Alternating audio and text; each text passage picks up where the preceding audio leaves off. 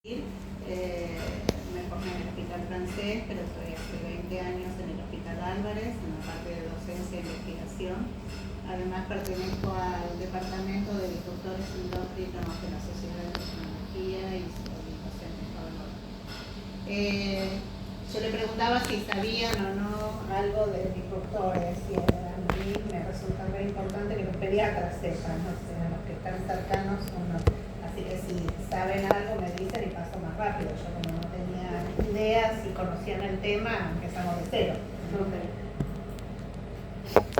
No puedo. Bueno.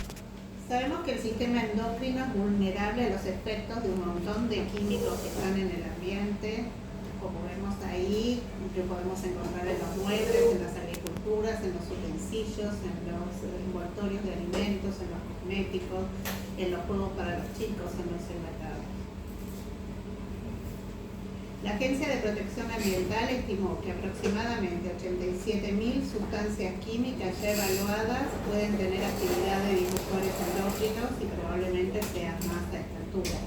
De esas, 75.500 son de la industria química, 900 pesticidas, 2.500 otros contaminantes del aire, 8.000 cosméticos, aditivos alimentarios y suplementos nutricionales. En el 2012 la OMS estimó que aproximadamente 800 químicos disruptores son usados diariamente, a los que estamos expuestos. Y en el 2020 una base de datos dio una lista de 1.482 químicos con potencial disrupción endocrina que se utilizan todos los días.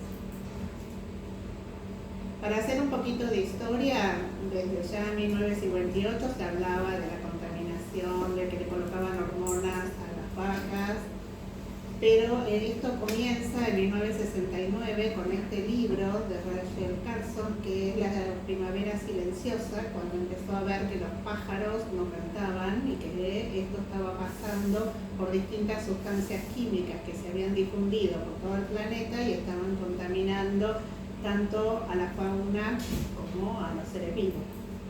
Después siguió la aparición de esto, del dietilvestrol, que fue utilizado para evitar los abortos, y cuando empezaron a investigar, en 1970 empezaron a haber incidencia de adenocarcinomas de células claras de vagina en las chicas que las madres habían estado expuestas a esto.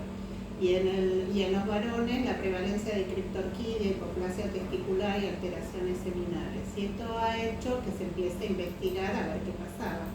Entonces en el 2009 la Sociedad Americana de Endocrinología hizo todo un día previo al día del Congreso solo de este tema. Y ahí hizo como una partida de todo lo que se empezó a estudiar y que otras agencias también empezaron a estudiar.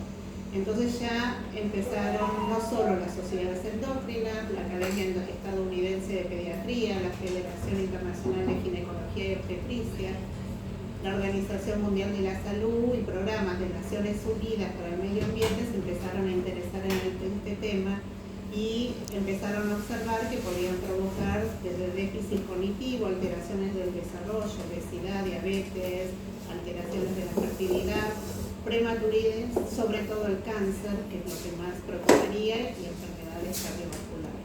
Entonces, ¿cómo se definen los disruptores endócrinos? Son sustancias químicas exógenas o mezcla que alteran la función del sistema endocrino y provocan efectos adversos para la salud en un organismo o en su progenie, y va a interferir en cualquier lugar de la secreción de las hormonas. Entonces estos conjuntos de compuestos químicos diversos, heterogéneos, que contaminan el medio ambiente, van a alterar la síntesis, secreción, transporte, acoplamiento, acción, eliminación de las hormonas naturales, y esto afecta la homeostasis, la reproducción, el desarrollo, el comportamiento, y llevando esto a un desorden patológico. Por lo cual puede tener los resultados perjudiciales en animales y humanos, y la mayoría tienen estructuras similares, sobre todo a hormonas esteroideas endógenas. ¿Cómo actúa? Sabemos que una hormona actúa a través de su receptor. ¿Qué pasa cuando está el disruptor? Cuando está el disruptor va a ocupar el lugar del receptor de la hormona. Lo puede hacer bloqueándolo, entonces va a ser una reacción bloqueada. Lo puede hacer exagerando su acción, entonces va a tener una reacción excesiva, o puede hacerlo de forma insuficiente, ocupar parte del receptor y el resto va a ocupar la hormona, entonces por ahí tiene una reacción insuficiente.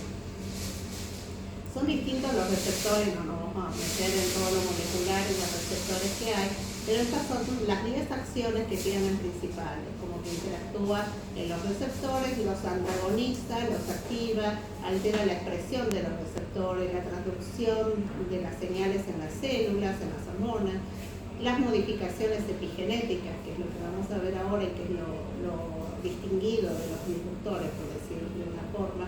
Altera la síntesis hormonal, transporte, distribución de las hormonas, el metabolismo y el destino de las células productoras de las hormonas. Entonces, sobre todo, el disruptor endocrino puede actuar como modulador epigenético, o sea, que va a hacer que alguien que no está predispuesto para una enfermedad, como le modificó alguna de la transcripción, puede empezar de cero con la enfermedad. Entonces altera la capacidad transcripcional de un gen sin modificar la secuencia del ADN, promoviendo la metilación de residuos de citosina del ADN, modifica la post-translacional de histonas y altera la expresión del ADN. Y esto resulta en efectos transgeneracionales. Tal es así que se ha visto que si un disruptor está expuesto a la madre, puede tener efecto en el niño, en la pubertad o en la adultez, pero también puede pasar a una segunda generación, a una tercera generación, y se habló de que podría ser que hasta una cuarta generación podría estar influenciada por el disruptor que tuvo esta madre. ¿Querés que te espere? No, tranquilo. ¿Cómo entra un disruptor? Puede entrar por inhalación a través de plasticidas, por exposición oral como en la comida, el agua, por exposición dermal como los cosméticos. Se puede almacenar en la madre, en la mama, entonces va a ser transportado al bebé a través de la lactancia. Puede haber una exposición embrionaria que a su vez va a transmitirse al feto, y ahí es donde se ven las patologías en los niños. Y también los niños directamente pueden estar afectados por inhalar estos plasticidas, por estar con la exposición oral o por las exposiciones dermales que nos vamos a ver. ¿Cuáles son las características particulares de estos que lo hacen más nocivo?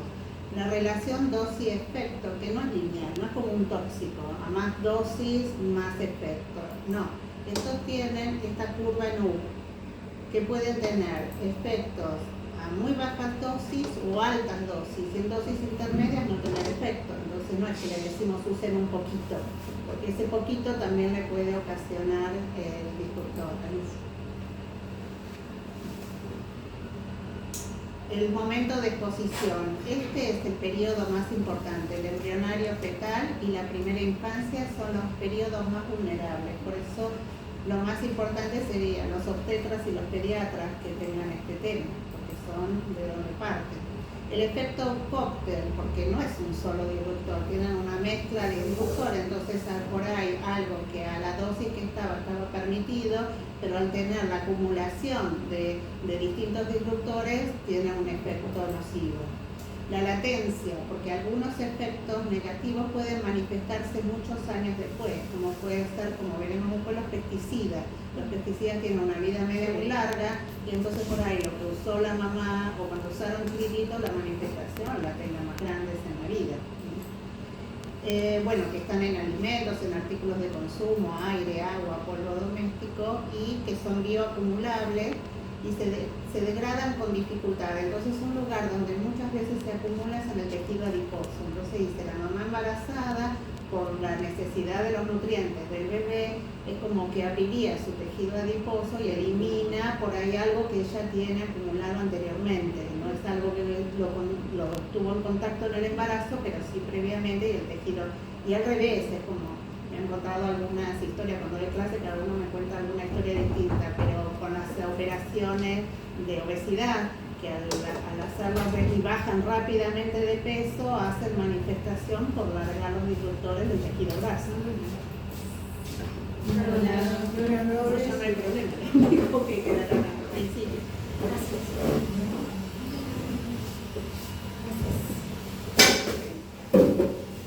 Entonces, las vías de exposición de los disruptores endocrinos son múltiples. Estas son como algunas de las más frecuentes en los alimentos, por los plaguicidas que son absorbidos por las plantas y después nosotros los vamos a ingerir. Los peces afectados por agua contaminada, muchos de los peces que están cercanos a la industria larga sustancias al agua, los peces la comen y por eso es que se dice en general que bueno, para elegir tendrían que ser peces chicos, porque el pez grande va comiendo los otros peces y va acumulando mercurio, plomo y distintos disruptores. Alimentos, bueno, en sí el agua que esté contaminada, después les cuento del agua, que es un tema. Alimentos sintéticos, aditivos, colorantes, la migración a los alimentos desde los envases, sobre todo los envases plásticos. En el aire, por el humo de los desechos de las fábricas, que pueden eliminar dioxina, el polvo doméstico, aerosoles con pesticidas, insecticidas. Y el tema de la exposición ocupacional, que sí importa para la pediatría, porque muchos padres trabajan en agriculturas o en industrias y no tienen la vestimenta adecuada, que después cuando vienen se saquen y entonces se lo transmiten también a los chicos y se ha visto algunos trabajos donde los chicos de padres que trabajan ahí tenían determinada patología endocrina por la contaminación del padre. Y también los juguetes de los chicos, todo lo que es derivado de los plásticos. Esto que es bastante, me parece importante ponerlo separado, que son las toxinas del mobiliario del hogar donde están los chicos. Y entonces acá es como un trabajo donde muestra los compuestos orgánicos semivolátiles que están en aparatos eléctricos, muebles y materiales de construcción. Y acá es un trabajo de 203 niños de 190 familias donde analizaron todo el aire y eso, y después le tomaron muestras de orina a los chicos a ver qué podían detectar. Y los niños que estaban en contacto con sofá que contenían estas sustancias que son éteres de polibromo difenil en goma espuma, tenían 6 veces más alta esta sustancia en la sangre, cuando se los pudieron medir, estos eran en sangre. ¿Y qué pasa con esta exposición? Se asoció con retrasos en el neurodesarrollo, con obesidad, alteración de tiroides, cáncer y otras enfermedades. Y por otro lado, niños que están expuestos a estos pisos que están con plastificantes y eso, que los chicos juegan ahí, se tiran, chupan y todas esas cosas, tenían 15 veces más altos que los niños que vivían en hogares sin suelos de vinilo. Y esto también se le dio calatos, butilo, bueno, ahora después les cuento cuáles son, asociado con trastornos respiratorios, irritación cutánea, mieloma múltiple y trastornos reproductivos. Esto es parte de la gran lista, pero serían como los más comunes, lo que uno debería preguntar y esto. Sí es importante esto, hay contaminantes de vida corta y contaminantes orgánicos persistentes, como les dije antes, de los pesticidas. Los de vida corta, ¿cuál es la importancia? Que si nosotros lo podemos, después yo les traje 2 casos clínicos y un trabajo que hice yo en regular de esto como para verlo. ¿Qué es lo importante? Que esto, si uno lo detecta y se lo suspende, se va el efecto, y esto es lo que le voy a mostrar después. Eso es importante preguntarle. En cambio esto, bueno, es bueno que no lo usen, pero no vamos a conseguir sacándoselo el efecto inmediato. Dentro de los de vida corta tenemos los naturales, como el fitoestrógeno, sobre todo la soja, que es lo que más usamos, lo que algunos usan. Los plásticos y plastificantes. Dentro de estos, los más estudiados es el bifenol A y los ftalatos. Dentro de los disolventes, dentro de los persistentes, tenemos muchos de los productos industriales, los pesticidas de distintos tipos, los metales, como acá vemos plomo, mercurio, que era lo que veíamos en los pescados. Y dentro de los medicamentos, lo que conté al principio, el dietilvestrol, que si bien está prohibido, algunas veces lo siguen usando, y el paracetamol también, usado en el embarazo, que es lo que se da siempre para el embarazo, puede ocasionar problemas testiculares, diferencias, sobre todo en los varones. También los detergentes que contengan anilfenol. Y dentro de lo que eran de vida corta tenemos los parabenos, que es lo que están en los cosméticos, y ahora después ya nos vamos a dedicar un poquito a esto, los filtros solares, que todos preguntan, sobre todo las benzofenonas, y entonces, para los chicos, ¿qué es lo más importante? Esto de los fitoestrógenos y todo lo que es los plásticos y plastificantes. No quiere decir que lo demás no, pero esto es lo más frecuente, lo que hay más literatura y eso en los chicos. ¿Qué pasó con el bifenol A? Como se detectó que era dañino, que ahora vamos a hablar del bifenol A, se hicieron reemplazos, bifenol S, bifenol S, bueno, pero ya están apareciendo trabajos donde también tienen acción dañina por lo que se cambió. Entonces, tampoco es como que el plástico, por eso digo, el plástico hay que desterrarlo dentro de lo que se puede. Esto para contar algo de la Argentina, o sea, esto lo hicieron la Sociedad de Pediatría en el 21, publicaron, ellos trabajan muy bien también con mi doctor en la Universidad del Litoral, entonces no quería dejar de nombrarlo, pero son pediatras. En el 2014, Vázquez, un pediatra, hizo una encuesta en la provincia de Córdoba donde encontró 5 veces más casos de cáncer que los estimados por la OMS, 25% más de problemas respiratorios como el asma, 5 veces más de abortos, doble de casos de diabetes tipo 2 e hipotiroidismo, 3 veces más frecuente de colagenopatías. Y que encontró es una gran presencia de agroquímicos en los peces de ríos salados. Hicieron un estudio en el Laboratorio de Ecotoxicología de la Facultad de Bioquímica junto con la Universidad de Ciencias Biológicas del Litoral y encontraron que los tóxicos hallados importantes eran el glifosato, el clorpirifos, me sale muy bien decirlo. Clorpirifos. Esto solamente para decirles que el DDT, que se usó como insecticida y mucho en la parte norte, Misiones y eso, está prohibido en 1970. Pero nosotros hicimos un trabajo hace unos años en tejido de mujeres que se operaban de cáncer de mama. Dicho, estaba el DDT. Los del INTI hicieron trabajo en la Sardá, midiendo 18 pesticidas en la leche materna y estaba el DDT. Y nosotros estamos estudiando el agua, por eso al final se los cuento si hay tiempo, y también van apareciendo sustancias que estaban como prohibidas. ¿Sí? Quiere decir que la prohibición hay toda una historia de reglamento que para afuera no, pero no lo tienen prohibido para exportarlo para la Argentina. Bueno, hay toda una historia con eso. Así que como que tenerlo en cuenta también. Y el DD es un metabolito del DDT. Con respecto al DDT, era en el año 50, que fue la epidemia de polio, que pintaban todos los árboles y fumigaban con DDT. Habría que ver con la fiebre amarilla, todas esas mujeres que claro, bueno, esas que por ahí no se siguieron. Ahora en teoría cuando están expuestos no las sigue. Es bastante difícil investigar todo esto, lo charlamos porque el DDT es más fácil de investigar porque son los de vida larga. Entonces cuando se estudió algún tejido lo encontramos. Si quisiéramos estudiar el bifenol, por ahí no lo encontraría.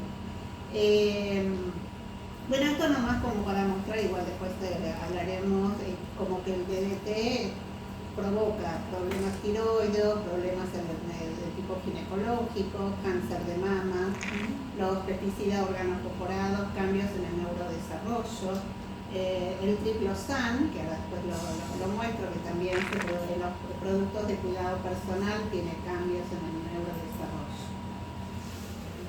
Yo solo le voy a hablar de algunos y otros se los voy a pasar muy rápido porque no sabía sacarlo o no sacarlo, así que, pero estos hay que conocer bien sobre los ftalatos y los bifenoles. Los ftalatos son las sustancias que hacen que el plástico tenga forma, o sea, el plástico sería un material duro.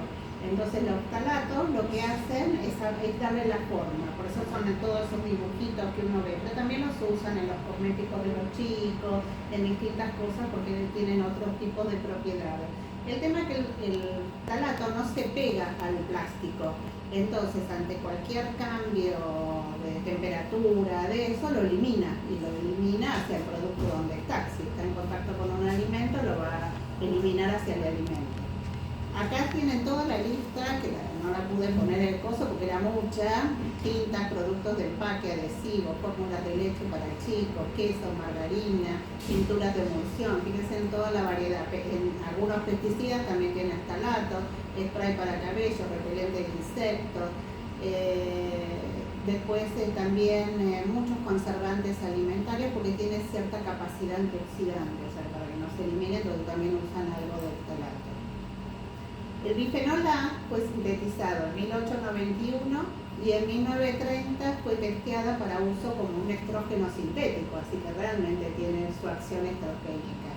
Y es liberado de distintos productos plásticos de consumo, como envoltorios de alimentos, contenedores plásticos, bebidas, revestimientos metálicos, pastas dentales, equipamientos médicos, recipientes térmicos, las latas, los enlatados tienen en su parte de adentro bifenol, e interactúan con receptores estrogénicos, androgénicos, glucocorticoides o tiroides.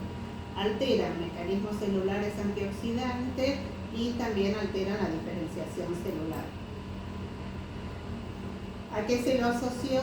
Sobre todo obesidad y a insulinoresistencia, desórdenes respiratorios, efectos en el neurodesarrollo, alteraciones tiroideas. En el embarazo está ligado a una disminución de la maduración de los ovocitos, pérdida de embarazo, aumento de riesgo de partos pretérmino, preeclampsia, disminuye el retraso del crecimiento intrauterino y una distancia no genital disminuida, que ahora después voy a hablar de eso. Y bueno, lo que les dije antes de los bifenoles de reemplazo, que están en lo mismo. Con respecto a los productos cosméticos, los más conocidos son los parabenos, que cada vez, cuando yo empecé a hablar de esto, me miraban como loca, y cada vez que veo una propaganda que dice sin parabeno, digo tanto que me decían y me digo boquete, me trataba como una loca con esto. Y ahora me dan razón y con esto. Entonces, los parabenos son los más conocidos, que hay de distintos tipos, lo que uno le escribe a las mamás: fíjense si tiene butilparaben, metilparaben, le damos la listita para esto.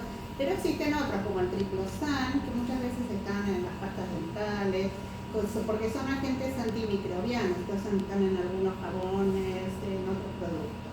Que no me sale tampoco mucho decir, que es el almizcle, que está en los perfumes. Y los filtros ultravioleta, que sobre todo las benzofenonas, aunque hay como una lista un poquito más larga. Acá es un trabajo de preguntas, ¿sí? Realmente los filtros solares son disruptores, entonces ha salido mucho de eso, pero ahora después les voy a hablar. En cuanto a los parabenos, acá tenemos cuáles son: el metilparabeno, el propilparabeno, isobutilparaben, y un poco los más conocidos que aparecen en los productos es el metilparaben, el butilparaben, y entonces hay que decirlo, porque si no buscan las mamás parabeno, y por ahí no dice la palabra parabeno, lo dice así. Entonces, bueno, esos son los más frecuentes que están en los productos. Y ven que están en desodorante, lociones, en shampoo, en maquillajes y cosméticos para los chicos, que eso es lo que les voy a mostrar después, en geles, en algunas formulaciones farmacéuticas. Muchas veces cuando uno busca, el otro día justo buscaba para una amiga algo para el estómago, y cuando miro digo, no puedo dárselo, dice parabeno, y mi marido me dice, bueno, pero se tiene que solucionar ahora, pero no me sale, a mí dárselo vos porque yo no se lo puedo dar. O sea que está en mucho de los pasta de dientes y aditivos alimentarios. En la Unión Europea es la que lo tiene más velado, o sea, los que lo tienen casi prohibido. Tanto la Unión Europea, Estados Unidos y Canadá pusieron un límite: 0,4% para un simple parabeno, 0,8% si es una mezcla. Dan de 0 a 10 miligramos por kilo día, y lo que sí totalmente prohibido sería el propilparabeno, porque es el más dañino. ¿Cómo actuarían estos? Pueden actuar como agonistas de los receptores de estrógeno, como agonistas de los receptores androgénicos, pueden actuar como antagonistas de estos receptores, actuar sobre las enzimas de sulfatasa que van a actuar sobre el estradiol, sobre el lisosoma y la mitocondria, dañar el ADN y provocar los efectos epigenéticos. Ahí ven algún producto donde dice 0% de parabenos. Y también tiene agregado, muchas veces me preguntan, silicona. Y siliconas no hay mucho trabajo de siliconas. Digamos que lo más que por ahí encontré sobre esto, no creo que sea inocente. Y estas son las siliconas que se encuentran. No se ha visto tanto la asociación, pero pienso que también las debe tener y por eso le ponen 0% de silicona. Con respecto a los protectores solares, se agregué un poco porque siempre me preguntan, entonces le agrego el manchito de los protectores. La FDA propone nuevas regulaciones para los protectores solares. Dentro de estos habla del ácido paraminobenzoico y el salicilato de toluramida, que solo estarían permitidos si fueran bajo receta. Y pienso que si son bajo receta es porque no deben ser tan buenas. Después hablo de 16 ingredientes que están estudiándolos y que el dióxido de zinc y dióxido de titanio serían los seguros, efectivos, con los datos actuales disponibles. Lo que tienen muchos de los protectores son las benzofenonas, y estas sí son las que son disruptores, sobre todo la benzofenona 3, que es un filtro ultravioleta de amplio espectro, que tiene una potencial bioacumulación, entonces puede durar bastante tiempo, y la absorción cutánea demostrada. También han hecho regulación de esto hasta el 6% en la Unión Europea y Estados Unidos y hasta el 10% en Australia, y estos serían los metabolitos, la benzofenona 1, 8, todos tienen algo, pero la que es considerable hay que buscar si tiene benzofenona 3, el fin. Esto es un trabajo bastante reciente, de ahora, de 2025, donde miraron entre el 2014 y el 2024, muchos estaban expuestos a esta, hay 75 estudios epidemiológicos en humanos, y lo que encontraron fueron disminución de la testosterona en los varones adolescentes, retraso puberal en los niños, menarca precoz en las niñas y alteración en las hormonas tiroides. Esto que muestro así, que es copiado de un trabajo que hicimos en la sociedad, entonces saqué muy completo de lo que era, pues ya tiene unos años, pero para ir recordando y no olvidándome de nada. Estos son los plaguicidas, son todo lo que es pesticida, órganos fosforados, como verán son un montón los pesticidas, el tributil estaño. Estos sobre todo están en herbicidas, desinfectantes, entonces después está el endosulfán, que es neurotóxico, así que es como más peligroso. El atracine, que es herbicida para el control de las especies de hojas y cosechas, entonces estas pueden estar pegadas en una verdura que nos comemos. Y el ceranol, yo les voy a decir que mi clase no es, pero es como que es importante, yo aprendí, yo le digo chiquito para no atrasar porque la clase es larga. La primera vez que yo escuché esto, yo estaba en el hospital francés, y el doctor Nobiletti, que era el jefe de, yo trabajaba con él, que estaba en la facultad de fisiología, él empezó a estudiar esto. Y entonces estudiaron en el país 50 veces. Cuando vinieron a hablarnos junto con una que estaba como la cosa más política, yo iba agachándome en el asiento. Entonces, con otra médica, yo decía, esto no quiero ni saber. Entonces pasaba y cada vez peor, porque todo lo que decía, bueno, comemos pescado no, el otro no. Y entonces nos dieron un folleto y yo lo tiré. El folleto, digo, no quiero ni leer porque no voy a poder ni vivir con esto. Pasamos, llegamos al 2009, la doctora Leiderman, que era se fue a la endo y escuchó toda esa cosa. Entonces me trajo todo. Vos que haces la parte pediátrica, léete todo esto. Y digo, no, yo no quiero saber de esto porque me va a asustar y eso. Pero después el escuchar tantos cánceres, tantas enfermedades, yo dije, ¿qué está pasando? Digo, mejor me pongo a ver esto.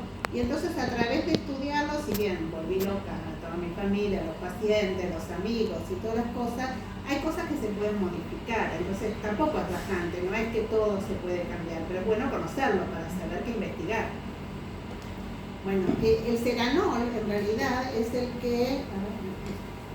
ceranol que está sobre todo en las harinas. Entonces hay, por ejemplo, un trabajo, no quiere decir, muchas cosas uno va viendo que está pasando con el trigo, con las harinas, por eso a veces uno insiste que usen harinas orgánicas, que no hayan utilizado esto.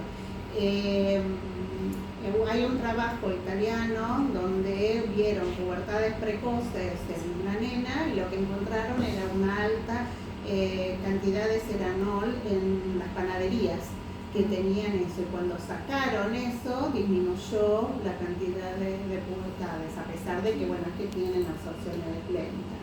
Bueno, esto nomás como para mostrarle el PCB, que también son compuestos que están prohibidos de los años 70, que está asociado a alteraciones del desarrollo cognitivo, pero que también lo vemos cuando hacemos los árboles.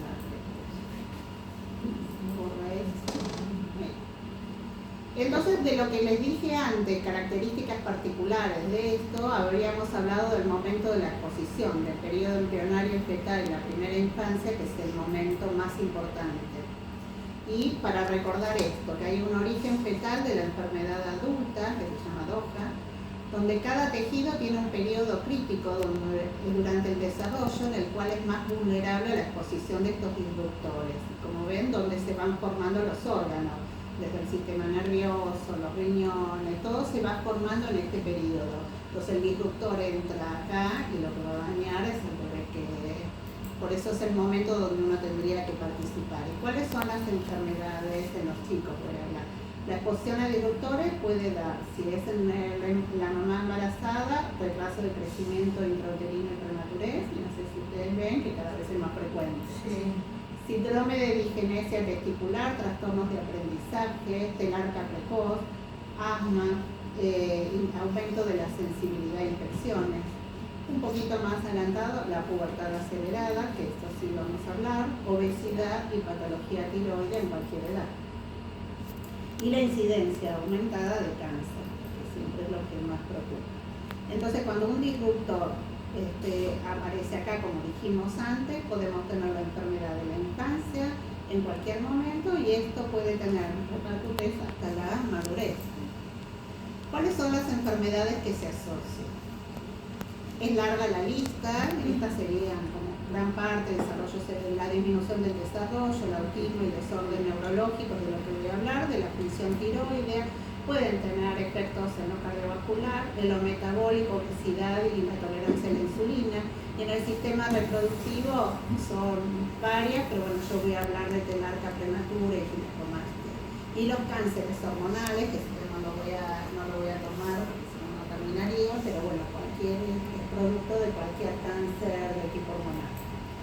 Y no hormonal también.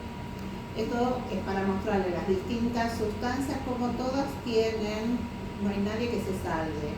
Están con el crecimiento, con desórdenes neurológicos, con procesos de tipo de la reproducción, de la enfermedad cardíaca, y es un poquito de lo que vamos a ir hablando. Pero, y con respecto al cáncer, ¿se está haciendo algo con esto de los disruptores? ¿Hay una campaña? No, es muy difícil trabajar con eso. Muy difícil que alguien apoye a esto. Lo que nosotros hacemos de la sociedad es tratar de concientizar a la mayor cantidad de gente posible para que esté enterada y para que disminuya esta contaminación de esto.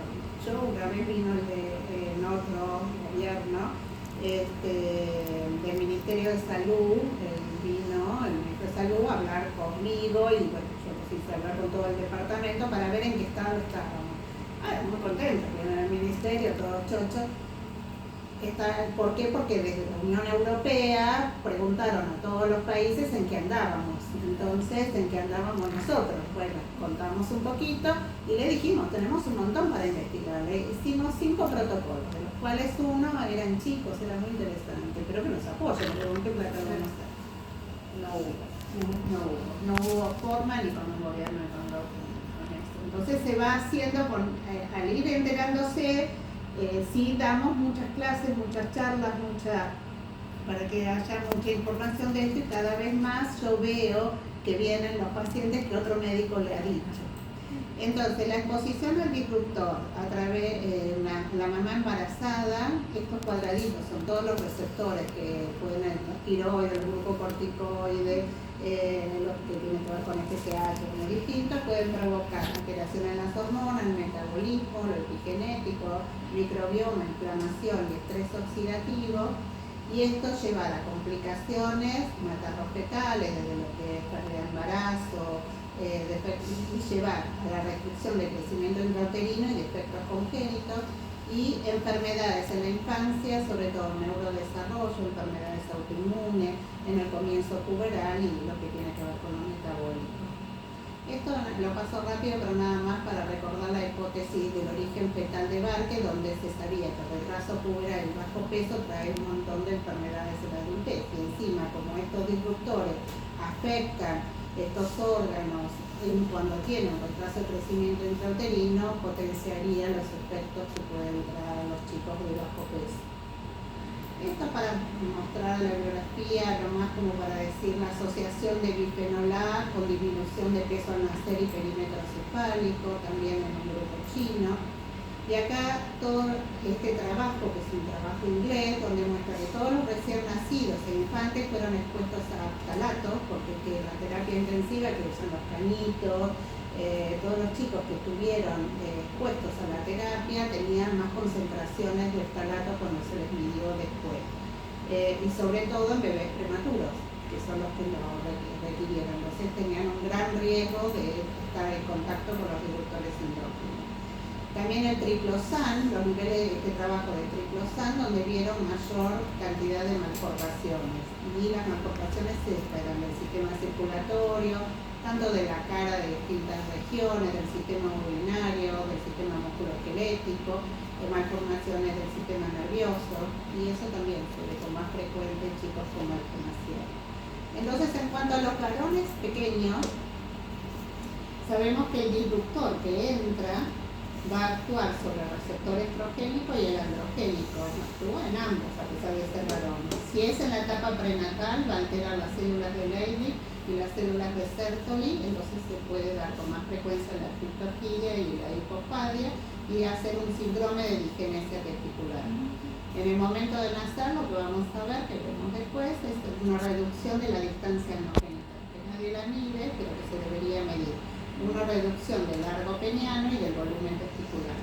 Y en la pubertad de los varones es distinto que las nenas. En general lo que hay es un retraso puberal, a diferencia de las nenas, que hay un adelanto puberal y también puede ocasionar cáncer testicular.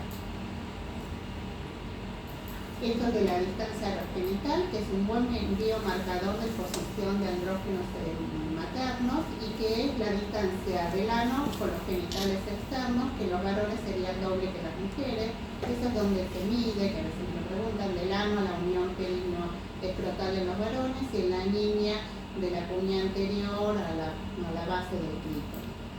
Y con la exposición de ftalatos, pesticidas, bifenol A y analgésico, se ha visto una distancia anogénica más corta. Entonces eso es la exposición materna. Y para la criptorquidia, como verán, casi todos. Los pesticidas, los bifenilos, bifenol A, ftalatos, dioxinas, furanos, fueron asociados ahí. Bueno, saqué un poquito antes. Bueno, no importa, lo que decía ahí era en función de los pesticidas, que no solo los pesticidas por estar expuestos a los pesticidas, sino todo el mecanismo que tiene al estar, también lo que había dicho antes, pues se acumulan mucho en tejido graso y la mamá en el momento del embarazo elimina ese tejido graso y hacia la placenta.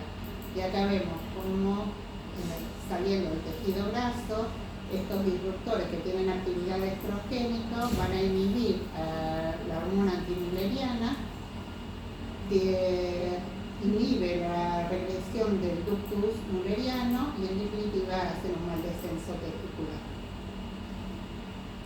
El tema de los desórdenes neurológicos, que en general eso es un tema que a mí me preocupa mucho y está muy asociado a esto. Algunos, me traje un poquito de trabajos. Esto es el bifenol A. ¿Qué es lo que hace? Hace alteraciones epigenéticas en el desarrollo Este bifenol A puede disminuir las hormonas tiroideas y eso llevar por sí el decline cognitivo, puede ocasionar hipermetilación del gen y entonces disminuir las proteínas y eso también hacer un déficit cognitivo. Y podemos ver cómo actúa en distintas partes del sistema nervioso a través de distintas redes, pero también actúa sobre el sistema relacionado con la suprarrenal, con la parte corticoidea y con la melatonina, y todo esto afectar enloquecido. Hay 200 químicos que pueden entrar al cerebro y causar daño en las células nerviosas. ¿Y qué provocan? Disminución del coeficiente intelectual, pobre memoria, autismo, déficit de atención, hiperactividad y otros problemas de comportamiento, que supongo que ustedes deben ver en el consultorio. Sí, cada vez Más que lo que veo yo. ¿Qué dice la literatura? Algunos asocian entre concentraciones de ftalatos y déficit de atención e hiperactividad. Este es un lindo trabajo donde muestra, esto que está acá son los desórdenes del espectro autista y estos son controles, como los de desorden tenían mucha más alta concentración de ftalatos, acá también de ftalatos y acá de bifenol A. O sea, todos cuando se controlan con el control, estos chicos con estas patologías tenían mayores concentraciones. Bueno, esto también eso, y este que me resultó, porque justo tenía dos nenas que no hablaban, incluso había leído este trabajo, entonces lo había puesto, que es madres que habían estado expuestas prenatalmente a ftalatos tenían alteración en el desarrollo del lenguaje entre los 2 años y medio a 3 años. Y a veces cuando uno no sabe por qué, bueno, un poquito preguntar a la madre a ver si este sería el motivo. Y este es un trabajo donde muestra 47 estudios, donde hay la asociación entre exposición a disruptores endocrinos y desorden del espectro autista, todo lo que es alteraciones neurocognitivas. Bueno, estos son más trabajos que voy a pasar en relación a esto. Y esto otra vez el glifosato. O sea, también se relacionó. Esta es la cantidad. La raya roja es el aumento de la utilización del glifosato y la celeste es el aumento del autismo y corren como iguales. Entonces se vio que el glifosato no solamente ocasiona esto, sino toda una serie de todas las otras enfermedades que hablamos de disruptor. Esto que está así chiquito, lo que le quería contar, que es como curioso, en cuanto a esto del glifosato, este trabajo habla, yo acá les distinguí, 2.961 chicos, no sé si individuos, con también el efecto del autismo, 445 con comorbilidades de discapacidad intelectual. ¿Y dónde lo vieron? En las madres que estaban a menos de 2.000 metros de la residencia, de lugares donde estaban expuestos al glifosato, en comparación a los que no estaban. Y esto, que es un trillizo, de los cuales 2 varones con autismo y una mujer que presentaba convulsiones. Y encontraron que los trillizos tenían alta cantidad de glifosato. 2 de los niños con autismo mostraron anomalías de ácidos grasos y otros compuestos, y la niña, que si bien tenía convulsión, se le había encontrado una alteración de esto, la glicina, que también es un marcador de disfunción mitocondrial y que se piensa que fue producido por glifosato. El triclosan, como les dije antes, que están en todo lo que uno conoce y anda, los conservantes, antisépticos, cosméticos, pinturas, juguetes, también se asoció a síndrome de trastornos del neurodesarrollo. ¿Y qué es lo que lo asocia a esto? Que cuando tenemos alguna alteración tiroidea, podemos tener una alteración en el impacto cerebral. Entonces, todo lo que pasa con las hormonas tiroides son importantes, y ahí les salgo un ratito de las hormonas tiroides. Entonces, el disruptor que entra a la madre, que puede estar expuesto, lo que puede alterar es el metabolismo de las hormonas tiroides y disminuir ambas hormonas tiroides. Al disminuye las hormonas tiroides fetales. Al disminuir esto hay menos disponibilidad de hormonas en el bebé, y esto actúa en el sistema nervioso y es lo que puede llevarnos a trastornos cognitivos, a disminuciones motoras, a disminución de la mielinización. Los mecanismos en cualquier lado, como ven, esto que es azul son distintos disruptores. Bueno, no les voy a hablar de cada uno, pero verán que pueden actuar en cualquier parte del mecanismo de la cascada de lo tiroideo, desde el hipotálamo, la hipófisis, a la tiroide, a la secreción, a la metabolización, y las listas, como verán, los talatos están en muchos de ellos, pero bueno, depende en qué lugar. Y estas son la acción, o sea, no importa, pero es interferir en los distintos puntos de secreción de una hormona tiroidea. Estos son trabajos es más que nada presentar trabajos así rápidos para demostrar que existe, no es un invento, pero bueno, saqué un montón, pero bueno, algunos dejé, como el bifenol A en las embarazadas, estaba asociado con más alta TSH en las niñas, las hormonas tiroideas también con disminución de la T4, como alterando en distintos lugares. Y como que los pesticidas, organoflorados y bifenilos pueden, y esto que es el PFA, que después se los nombro un poquito, son los que están en los antiadherentes. Como verán, muchas veces cuando van a comprar sartén, ahora dicen PFAS, PRI. Bueno, que es esta sustancia que se la encontró que alteraba todo, y entre todas las cosas que alteraba lo tiroideo. Estos son trabajos para mostrar que avalan los efectos del bifenol A con alguna alteración de lo tiroideo. Esto también, bifenol A, talatos, como varias muestras en orina y asociación con nódulos tiroideos, o sea, ¿no? Con la alteración de la oclusión. Y esto de los pesticidas, ¿cuál es el mecanismo de los pesticidas? Inhibe la tiroperoxidasa, interfiere en las proteínas de unión de las hormonas tiroideas, alteran la unión del receptor de la hormona tiroidea, tienen una estructura similar a la T3 y la T4, pero pueden imitar la acción de estas, entonces podrían o aumentarlas o bloquearlas, como habíamos dicho al principio.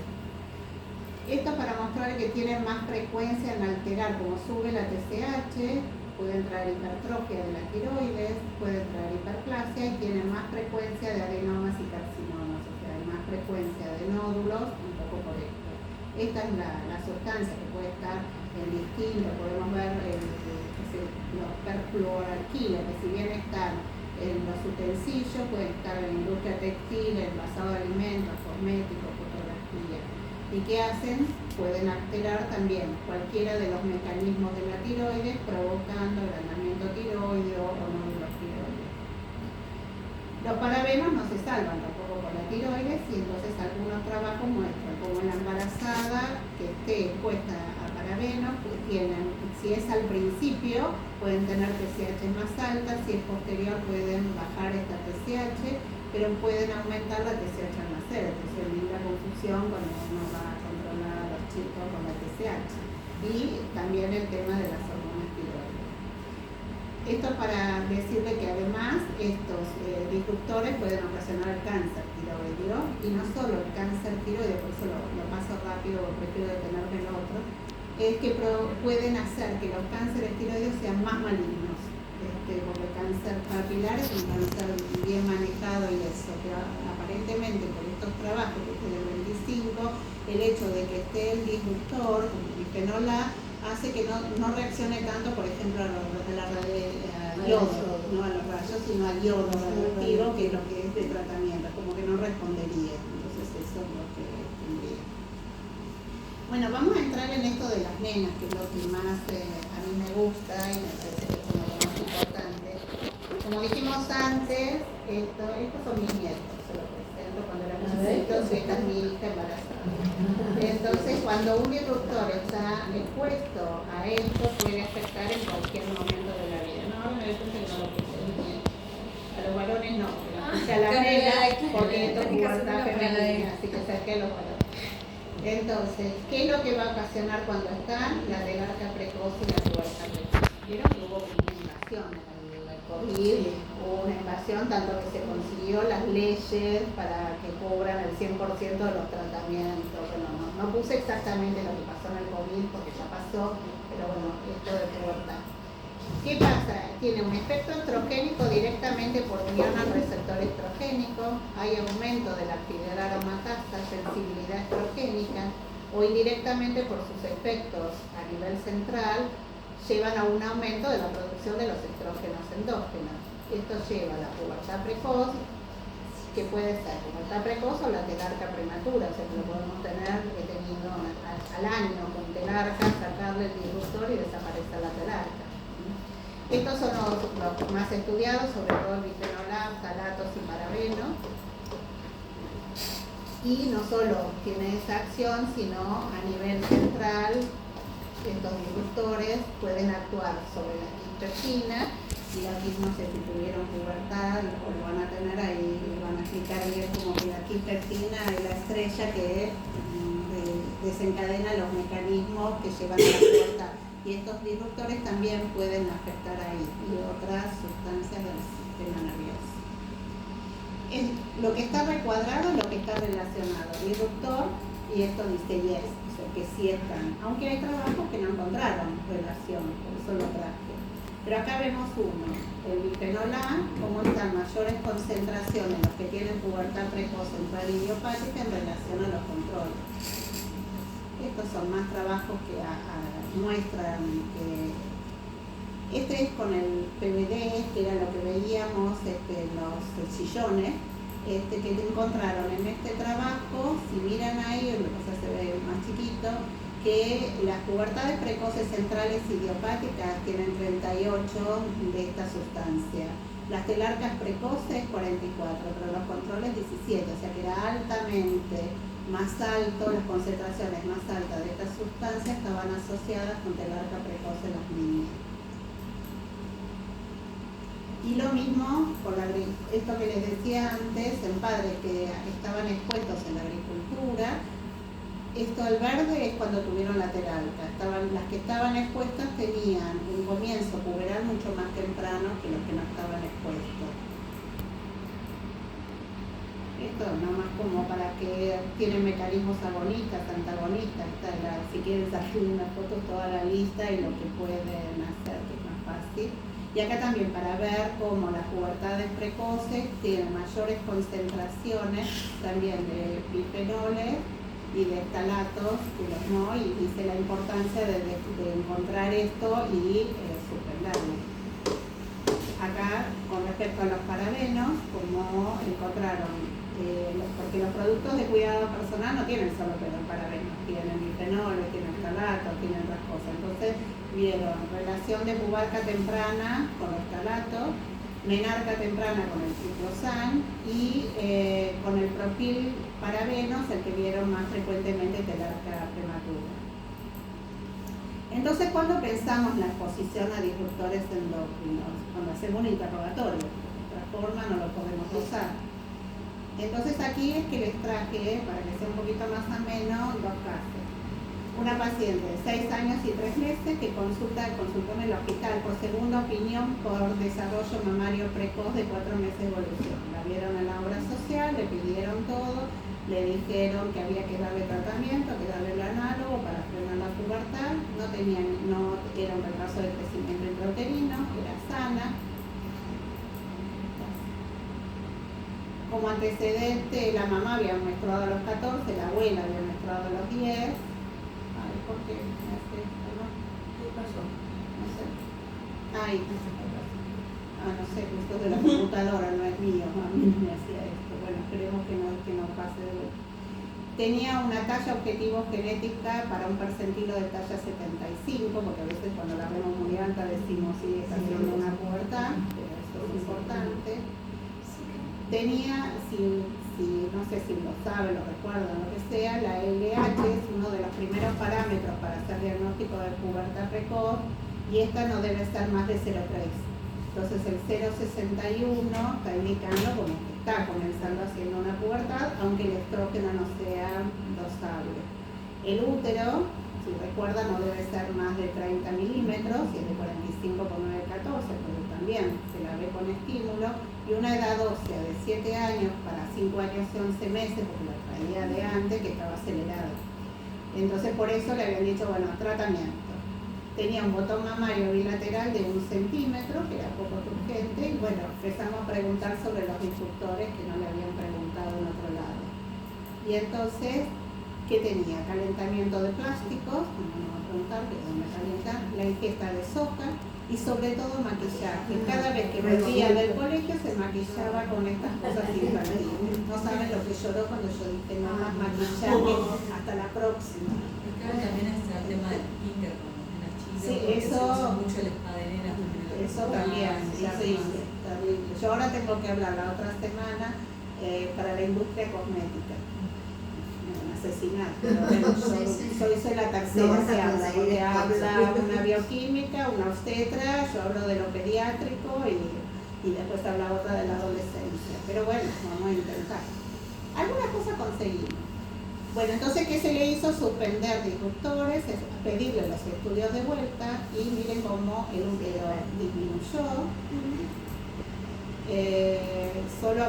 Solo le dijimos que saque eso, que no haga la resonancia que le habían pedido que hiciera y tiene botón mamario medio centímetro. Había achicado el botón y dijimos, bueno, vamos a esperar los análisis y esto, bueno, salió medio raro. El análisis, ven, el LH que era 0,6, ahora no es dorsal, el PCH, y ya acá prácticamente estaba en involución la mama. Igual se hizo la resonancia porque tenía la orden de la otra médica. La sometió a la nena, por supuesto, la hipófisis era normal. O sea que con simplemente haberle sacado todo esto, conseguimos que no necesita hacer un tratamiento de eso. No les digo que siempre pase, pero pasa con frecuencia. Esta es otra nena, que es yo como hago endocrinología infantil y adultos, la mamá la seguía por una menopausia temprana, ahora le digo por qué la relación, y tiene una telarca precoz de 6 meses de evolución a los 6 años, tenía un urocitograma puberal porque tenía alguna de las células superficiales, que esas son estrogénicas, tampoco ningún antecedente infantil de importancia y no tenía tanta aceleración de la ósea, prácticamente era normal la edad ósea. La mamá también menarca a los 15 años, había algo de hipotiroidismo, no sé por qué hace esto, algo del sistema, porque no estaban así. La talla objetivo genética sería más o menos 1,60 m. Y la nena estaba en un percentilo de talla 50, acorde a lo familiar, con unas mamas 2, pero bien 2. Entonces, otra vez, la pregunta de disruptores. Y en esta, sobre todo, también había calentamiento de plásticos porque cocinaban estas dichosas bolsas de horno. Y una ingesta importantísima, todo le ponían salsa de soja, porque la mamá, por la menopausia temprana, alguien le dijo que la soja era estrogénica y empezó a usar salsa de soja para todo. Por eso tenemos esa es la ventaja de tener todas las edades, porque conocí toda la historia. Entonces, cuando le dije 0 soja por un mes, la nena lloraba así porque le saqué la soja. Pero bueno, dije, probemos con esto. Y dicho y hecho, se suspende el disruptor, se le pide los estudios. Bueno, está medio ahí la animación. Y ven que la LH no dosable, estradiol, se lo decía 10, y el útero totalmente infantil. ¿Y qué se le sumaba a esta niña? Un hermano, que entonces cuando le dije eso me trajo al hermano, que tenía 10 años, 9 meses, con ginecomastia. Y desarrollo genital volumen 8, que era medio temprano para un varón. Entonces tenía un poquito de comienzo en su testosterona y se le indicó lo mismo, suspender el disruptor y desapareció la ginecomastia. Así que esto es como para familia. Entonces, ¿qué estudiamos nosotros? Desde ya en el 2017, en 2 congresos, en el latinoamericano y el de acá, estudiamos las características clínicas bioquímicas de las niñas con telarca precoz y a qué estaban expuestas. Y acá preguntamos sobre todos los plásticos, el calentamiento del plástico, el uso de la soja, los productos de cuidado, si tenían parabeno o no. Acá, miren, el porcentaje de bisfenol y ftalatos era como del 40%. Después teníamos la soja, bueno, salió medio ahí junto. Entonces, ¿qué encontramos? Que sacando el disruptor, el 73% involucionó, un 11% persistió y un 15% progresó pubertad precoz. Pero yo lo seguí con el tiempo, si puedo, porque ahí. Lo volví a ver y acá en el 2019 ya tengo más pacientes, de 94, es lo mismo, 77 involucionó cuando uno le sacó, que es un porcentaje muy alto. Un 9% persistió y un 12% avanzó. Y algo parecido cuando lo estudié también entre el 20 y el 22. O sea que esto de que tanta involución hace pensar que alto porcentaje de los pacientes al discontinuar el disruptor sugeriría que la exposición fue la causa de su telarca precoz. Y no solo que esto, bueno, aunque no se vea bien, es todos los disruptores que ocasionan las telarcas precoces, menarcas precoces, ¿qué van a hacer? Alteración probablemente en la mama y pueden ser causales de cáncer de mama en la adultez, pero también hay que pensarlo. Y vemos cómo todos estos contaminantes van cambiando el tejido mamario y pueden ocasionar en etapas más tempranas cáncer de mama. Y esto no les voy a hablar, pero solo para que lo sepan, también hay mucho trabajo de bifenol A como motivo del síndrome de ovario poliquístico. Entonces, aquellas niñas que empiezan a tener en la adolescencia síndrome de ovario poliquístico, también tendríamos que estar preguntando esto sobre el contacto con el bifenol. Esto es lo de la ginecomastia, está toda la lista que puede ocasionar ginecomastia y hay que investigarla, porque realmente si bien hay una ginecomastia puberal normal, sí. El 60% de los chicos en la adolescencia tienen ginecomastia.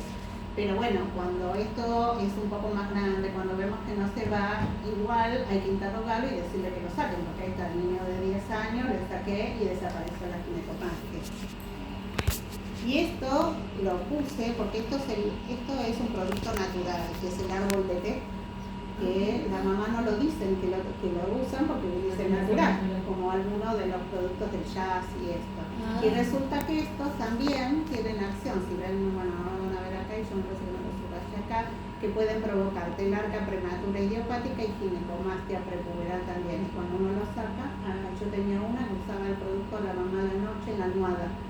Y bueno, al preguntar le digo, bueno, sacalo y eso, y desaparece la mama. ¿Pero para qué sirve eso? Eso como que lo relaja. Bueno, es mejor que darle un ribotril, pero... Entonces, mejor que darle un ribotril a un chico, pero bueno. Y acá es como para entrar en muchos de, también algunas de las niñas que tuvieron expuesta al disruptor, esto ya sería como lo último que es obesidad. Tienen más frecuentemente obesidad, y la obesidad, por un lado, ven que aumentan andrógenos, hay alteraciones que ocasionan insulinoresistencia y pueden dar adrenarcas prematuras, pubarcas prematuras que a veces no tienen explicación, telarca y pubertad precoz central. Pero, ¿qué disruptor? No, esto cualquiera de los disruptores pueden ser causales, y entre las alteraciones que está la de la leptina que está en el tejido adiposo, si el disruptor la puede liberar, actuar sobre la X-peptina y declarar la pubertad precoz. Entonces por eso puede ser motivo de obesidad. Entonces, ¿qué pasa con la obesidad y los disruptores endócrinos? La exposición materna al disruptor puede influenciar el metabolismo del desarrollo embrionario y los mecanismos epigenéticos y llevar a la obesidad más tarde en la vida. Vimos que hay una creciente en la obesidad, está sobre todo el mundo habla, pero también hay una creciente en lo que se usa el plasticida, y la curva se le parece mucho, la curva de los disruptores con la curva de la obesidad. Y sabemos que hay 2 a 7 veces más riesgo de obesidad, síndrome metabólico y diabetes de tipo 2. No sé cómo vuelvo a decir. Ayúdame a mí.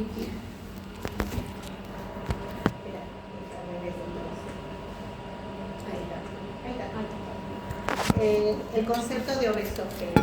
Los obesógenos son químicos que estimulan inapropiadamente la obesogénesis, el acúmulo de grasa, ocasionan disturbios en la metastasis del tejido adiposo o alteran también el control del apetito, saciedad, llevando a la ganancia de peso y a la obesidad.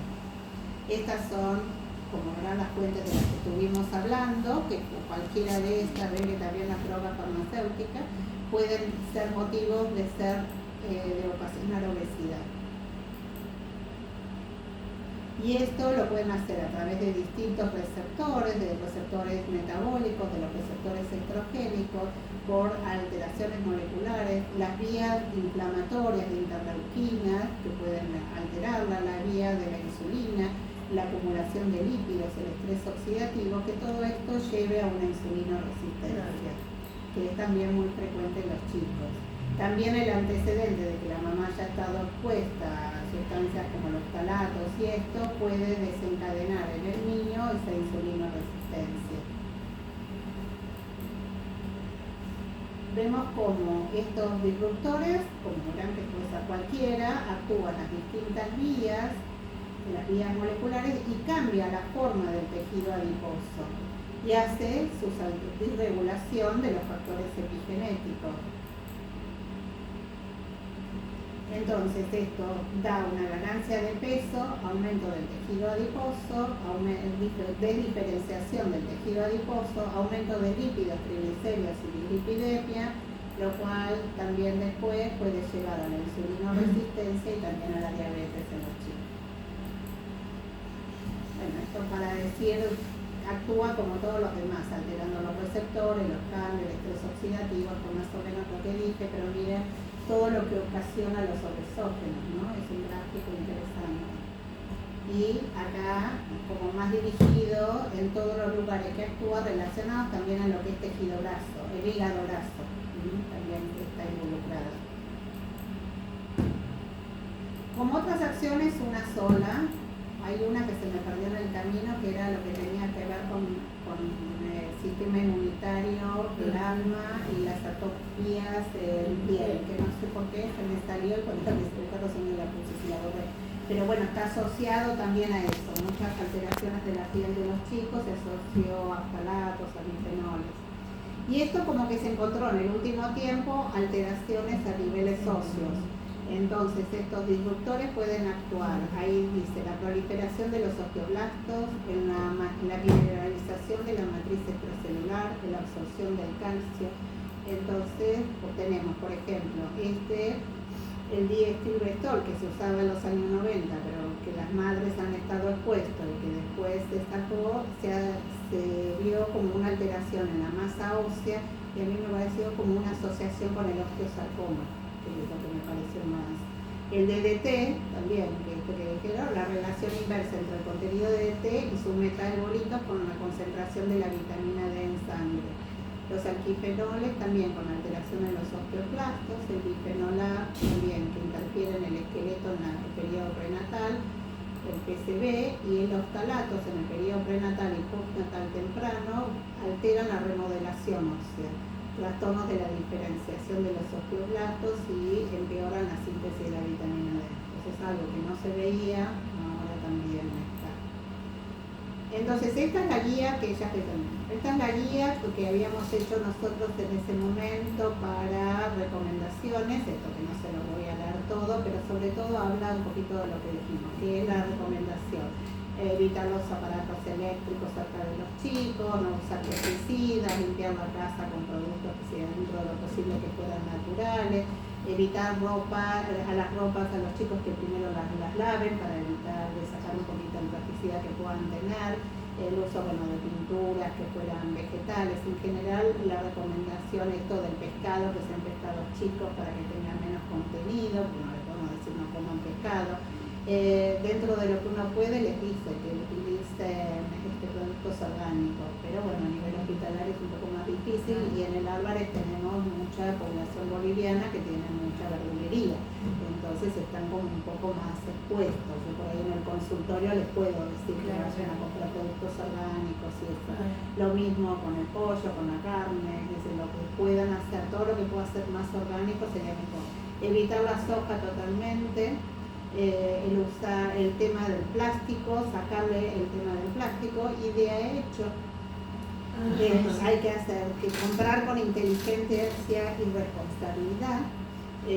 ¿Qué hay que usar? Bueno, hoy ya esto no iría, tendría que poner el celular, porque antes yo iba con la lupa a todos los lugares y miraba lo que tenía, pero no se ve. Si ustedes miran, todo tan chiquitito. A mí me mandan todo y bueno, ahora está la suerte que uno lo lo puedo agrandar. Entonces lo mandan en el celular y yo lo agrando y veo que tiene, o yo voy y saco fotos, ¿no? Alguna vez me va a llevar presa y me va a creer que no sé qué estoy haciendo.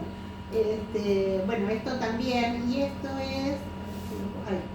esto teóricamente son de reciclaje de plásticos que serían más seguros, el 1, el 2, el 4 y el 5. Los que estarían probados, que esos están en todos los plásticos que tienen el triangulito.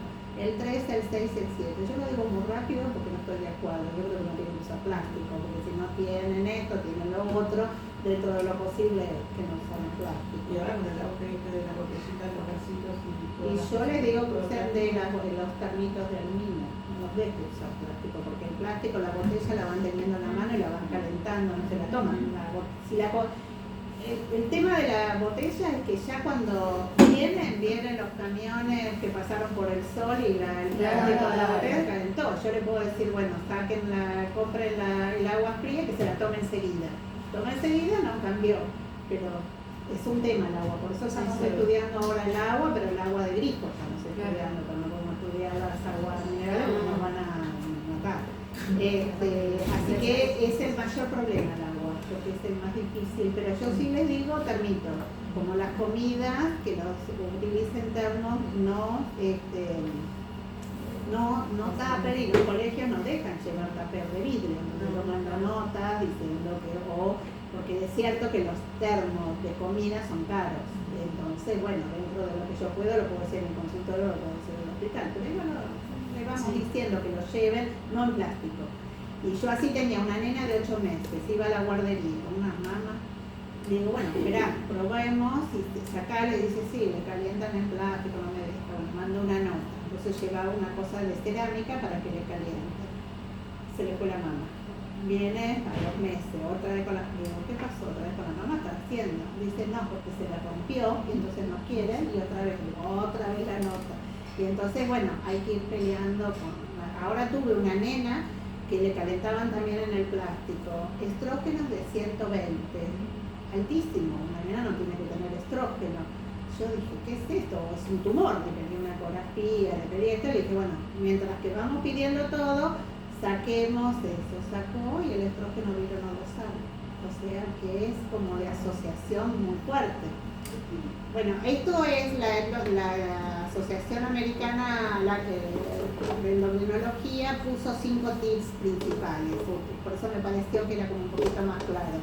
Cuidar los utensilios de cocina con respecto a los antiadherentes, abrir las ventanas y usar trapos húmedos para evitar todo lo que es componentes volátiles, comer productos orgánicos, que le dije, para evitar pesticidas, porque es muy difícil sacarlo, los pesticidas, por más que uno dice, bueno, que laven con vinagre y que lo enjuaguen, no es muy seguro que se termine de sacar, y algunos son tan fuertes que aunque los pongamos en el hombro, terminan de irse. Evitar dentro de lo posible los alimentos enlatados. Y el quinto es el de no microondas o lavar plástico en las lavadoras, porque también van a dejar como más blandito esta sustancia que después puede pasar al alimento. Pero esto también es importante. Dar demasiadas sugerencias puede abrumar a los pacientes. Entonces como que hay que hacerlo de a poquito, hay que ir preguntando. Entonces esto es un cuestionario que habíamos armado, que sí, por ahí ténganlo, que es el cuestionario que le hacemos a las mamás y a los papás en cuanto al lugar de trabajo, al tiempo de residencia en Argentina, la exposición a cremas, tinturas, alisados, maquillaje, que por ahí al ponerse el bebé encima estén en contacto, la exposición a detergentes que tengan, por ejemplo, nonilfenol, productos de limpieza que tengan estos tóxicos, el uso de los plásticos. Ahí insistimos siempre, algún médico que nos dio una charla, un mendocino que hablaba de diabetes, decía, si todo volviera al vidrio, muchas enfermedades desaparecerían. Eso me quedó grabado. Bueno, el pollo siempre es discutible si tiene o no tiene estrógeno, porque a veces dicen que es más caro ponerle estrógeno que ponerle otra cosa, pero bueno, igualmente se lo disminuimos un poco, yo no se lo saco, se lo disminuyo. Se lo disminuyo y trato que sea que no le den el ala, que teóricamente es donde le inyectarían el estrógeno, sino que le den la otra parte. ¿Y cada cuánto el pollo? Y pollo chico. Una Porque vez cuando por son mes. grandes podrían Claro. estar más inyectados. El tema es que muchos compran la sujana hecha. Sin saber ni Claro. el pollo hecho. Yo les digo 2 veces por semana. Y la sopa sí prohibida. Si le preguntamos el jugo de hoy en día sopa y de todo. Entonces es un tema. Yo tenía una nena en pandemia que lo que usaba era Nutella. Entonces, yo ni idea qué era, pero era lo que me decían que más había comido en la pandemia. Entonces cuando me pongo a mirar, el Nutella tenía sopa. Digo, bueno, sacarle el Nutella, y desapareció la lateral. Y bueno, así vamos asociando. El óleo calcáreo, teóricamente no tendría que tener nada, pero como están preparados, el óleo calcáreo solo por sí no tendría nada. Pero lo que vienen preparados con el etiquetas y eso, capaz tienen no parabeno, no tienen otras sustancias. El petit pan es el que se sabe que no tiene, y hay otro que yo no puedo nombre, que yo agarré, no para hablar porque me re bien hablar de marcas en la industria cosmética, pero para la idea de que había otros, cuantos eran los que no tenían nada. Teóricamente no tendrían que tener nada, pero sí, los pañales también tienen algunos productos, pero hay varios que no tienen nada. Entonces, bueno, estas son las cosas que le preguntamos sobre todo a los chicos, el tema del agua mineral si había que saber. O sea que en definitiva tendríamos que tratar. En cuanto a esto, que no les dije, porque hay tantas cosas que no dije, pero bueno, las mamaderas de los chicos, bueno, las mamaderas de vidrio, por ejemplo en Canadá ya se usan nuevamente mamaderas de vidrio, pero acá está, la saben que son BPA libres, pero BPA pero tienen plástico. Entonces lo que uno les dice que en realidad calienten la leche. Está complicado. Yo le digo que es natural, o sea, la temperatura natural y listo, se pongan la mamadera de la red. Pero algunos que estén acostumbrados que se la calienten en una jarrita, no en el microondas, y después se la pongan e inmediatamente se la den, para evitar eso de andar circulando con la mamadera hecha y se la den después, porque es así pueden eliminar esta. Bueno, esto sería más o menos la charla. Así quedamos. Sí, esto es un desafío, dedicarse a esto es un desafío, pero es bueno porque parecería que algo uno está haciendo. Muchísimas